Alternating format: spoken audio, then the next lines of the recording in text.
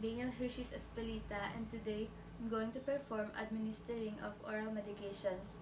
So, the oral route is the most common route by which the medication is given as long as the client can swallow and retain the drug in the stomach. It is the most route we use. So, the oral medication is contraindicated if the client is vomiting.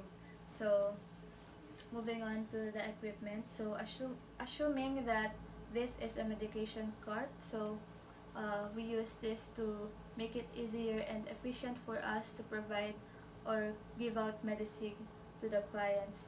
So next is we're also going to use clean gloves, a medicine tray, a syringe, paper or plastic cups for the capsules and um, tablets, then um, wax or plastic calibrated cups for the liquid medications, a glass of water, a stethoscope or pulse oximeter, or because some or specific medicines such as narcotics requires a specific assessment before giving out medications.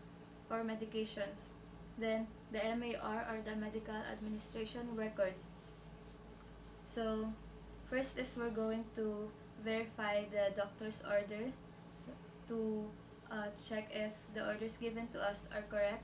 There are five rights of administration in medication. So the first is the right drug, the right patient, the right dose, the right route, and the right time. So after that is we're going to perform hand washing, and so that we can uh, uh, avoid the spreading of microorganisms. Then we're going to identify the client using the two identifiers, the name and the date of birth or the wrist uh, band that is attached to them. Then we're going to explain the procedure. So why is the client taking the medication, the drug classification, the usual dosage, then the side effects and its intended outcome in medication. So after that is we're going to assess first if the client has any known allergies in the medication, then if the client is able to swallow the medication, and the last is if the client um, uh, is vomiting or has diarrhea that may interfere with the ability to absorb the medication. So after that is we're also going to provide privacy such as closing the door or drawing the curtains. Then we're going to obtain the appropriate medication.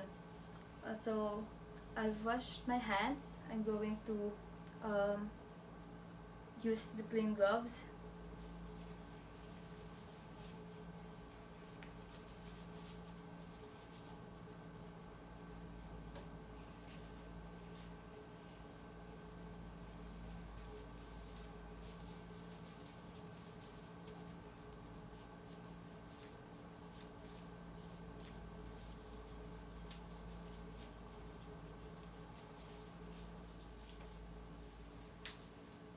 Next is I'm going to read the MAR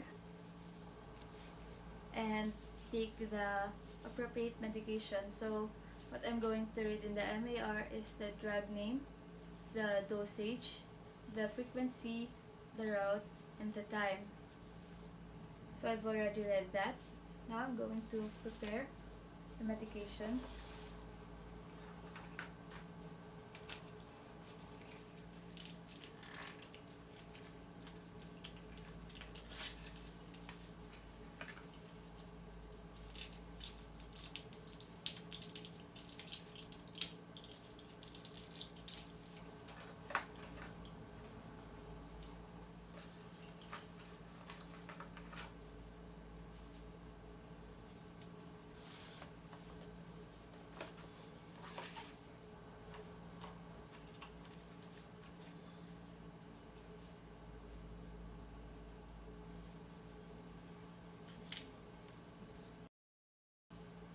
So we're going to place the package unit dose of capsules or tablets directly into the paper cup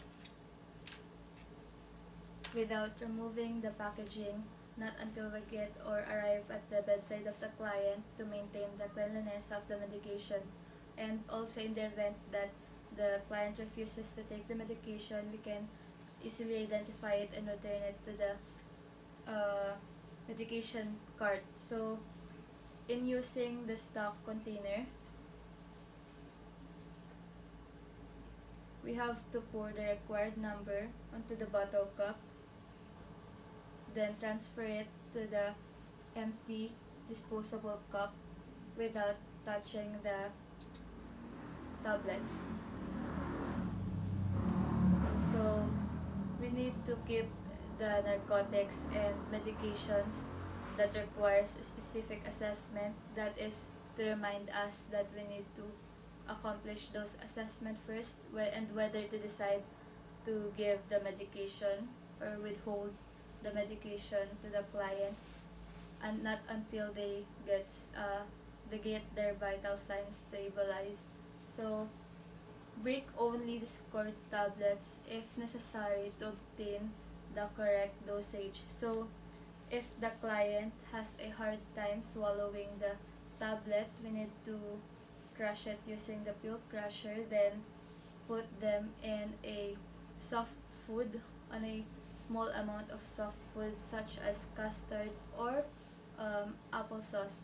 So in giving out liquid medications, we have to thoroughly mix the medication before pouring it. So discard any medication that has changed its color or turned cloudy. So remove the cup and place it upside down to avoid contaminating the inside of the cup. Then in holding the bottle or the medication bottle, hold it so that the label is right next to your palm, and pour it away from the label so that the label will avoid from being soiled and eligible as a result of spilled liquids. So assuming that if this is the medication cup and the medication bottle, so I will put it at an eye level and fill at the desired level, just at the bottom of the meniscus, to ensure the accuracy of the measurement.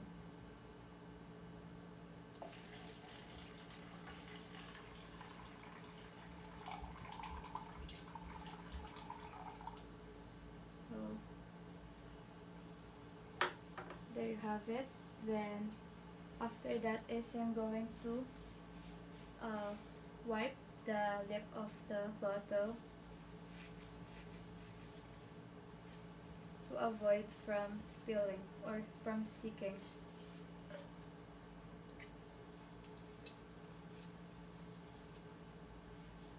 Then if the medication is less than 5 ml, we will need to use a special oral syringe with the medication inside for the medication that is less than 5 ml.